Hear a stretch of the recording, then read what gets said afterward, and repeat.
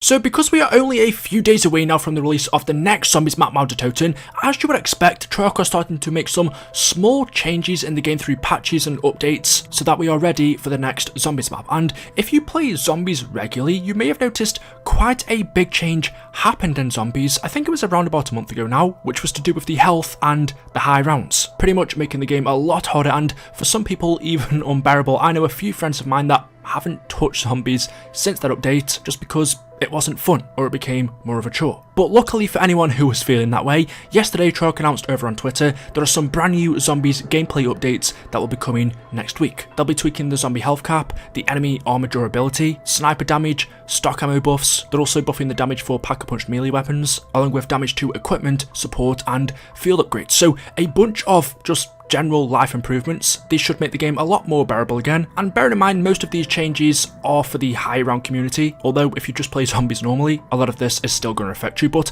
let's just take a look at what they said over on their blog. The Zombies team has been hard at work delivering a steady stream of new content since Firebase C with the launch of Outbreak and the addition of Skill Tier 5 and Skill Tier 6. Of course, along with Frenzied Guard, Toxic Growth, 3 new Outbreak regions, 2 new main quests, new challenges and intel, new maps and modes in Dead Ops Arcade 3 and Onslaught, and plenty more. But we know that the community is ready for our next round-based Zombies map. And good news, this one was worth the wait. They're not wrong, the last one we got was Firebase C, which was back at the end of January. 5 to 6 months has passed since then, so I hope it's good. But they carry on by saying, as you've seen from this week's teasers and official trailer, Mauer Toten is packed with new undead threats, and plenty of new ways to kill them. This includes the new CRBS Wonder Weapon, which we can pronounce Cerberus, with 4 total weapon variants at your disposal, as well as the new craftable LT-53 Casimir, which can send your enemies into the Dark Ether or transport you to a different area entirely. Mule Kick also makes its Cold War debut next week, giving players the ability to take a 3rd weapon into the battle even before investing in its 5 additional skill tier upgrades. So just alone in those first few paragraphs we've got some really important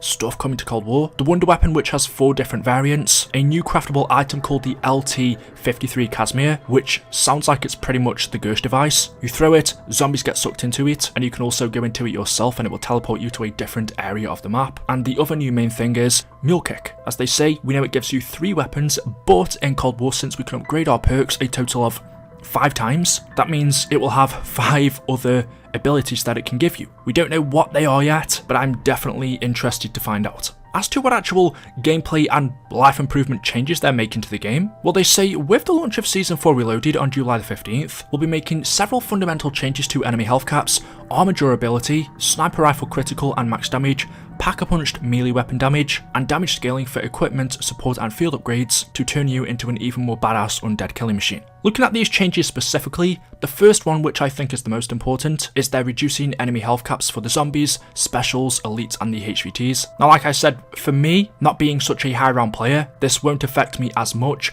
but in Cold War, remembering off the top of my head, the zombies reached their health cap at not too high of a wave. The last time I went high rounds was on D Machine, so I could be wrong saying that, but I definitely know the health cap on zombies was raised not too long ago because I saw a ton of people complaining about it over on Twitter. A lot of people just didn't even bother anymore, and also some people thought, well, perhaps this means that Double Tap 2.0 is coming to the game, because Double Tap doubles your damage, as it says. It also makes your weapon fire faster. So the thought was, if Treyarch are increasing the health cap, surely they're preparing for Double Tap to come in Mauer Toten. But now that we know it isn't the case, we're getting Mule Kick instead. What it seems like they've done is they realised they made it a little too high and they've reduced it. So for the normal zombies, they've reduced it to 100% at high rounds, which is down from 300%. That's a massive difference. For specials, they've reduced it to 50% at high rounds, down from 100%. Elites down to 25% from 100, and HVTs to 10% at high rounds, again down from 100. So it's a massive difference. I would also then ask the question, well, is there a need for double tap anymore? Yes. For me, even without increased damage, just having a faster fire rate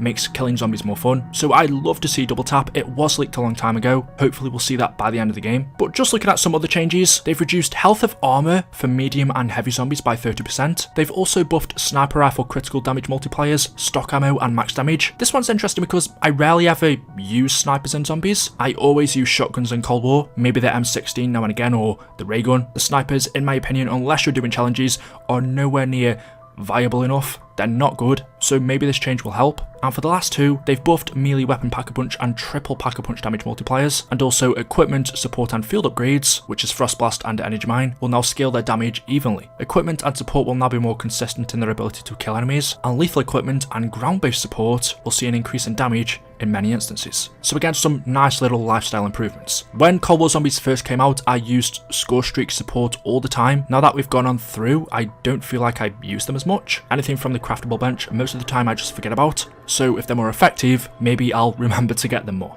But yeah, in general, this whole patch will just make zombies a lot easier, and not only that, but it'll be more effective. So I think these are some of the better updates that we've got in quite a long time. Finishing off though, because there's also something else that's really important. They said our weapon damage buffs from Season 3 Reloaded will also remain intact with this update. So aim for the head and you'll be cutting through the horde like butter before you can say Deadshot Daiquiri. We're also making weapons even more powerful with a new feature, dynamic wall buys. In all-round based zombies maps starting with Season 4 Reloaded, wall buy weapons will have a chance to increase in rarity at the end of every 5th round, all the way up to legendary. As the rounds go up, now you'll be having more weapon options to choose from. This, I think, could be the best update we've had yet. Once you get past round, I don't know, 5, 6, 7, not even that, once you've Pack-a-Punched your weapon in Cold War, there was never any reason to buy a gun off the wall. You don't run out of ammo in this game because there's an ammo box, and if you did want a different weapon, it'd probably be something better than what you currently had, and in most instances,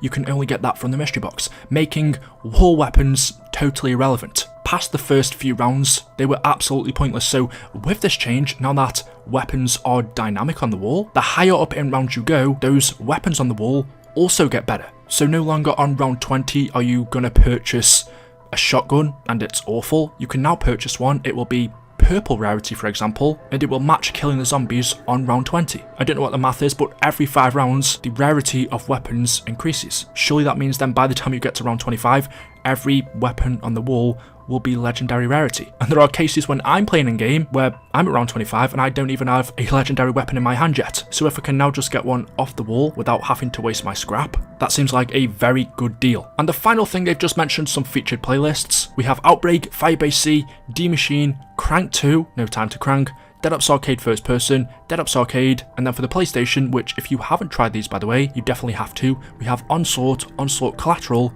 and Onslaught Containment. Onslaught Containment, in my opinion, is the best one out of the bunch. Then again, Onslaught in general is pretty good now compared to what it was at launch. But yeah, there we go. Those are all of the big changes coming with Season 4 Reloaded, and I have to say, this makes a massive change to zombies. Anyway, let me know what you guys think in the comment section below. As always, hopefully you have enjoyed. If you have, drop a like rating. Do you think these changes are good? Make sure you are subscribed to stay up to date with the latest videos on the channel, and I will see you all in the next video. Until then, goodbye.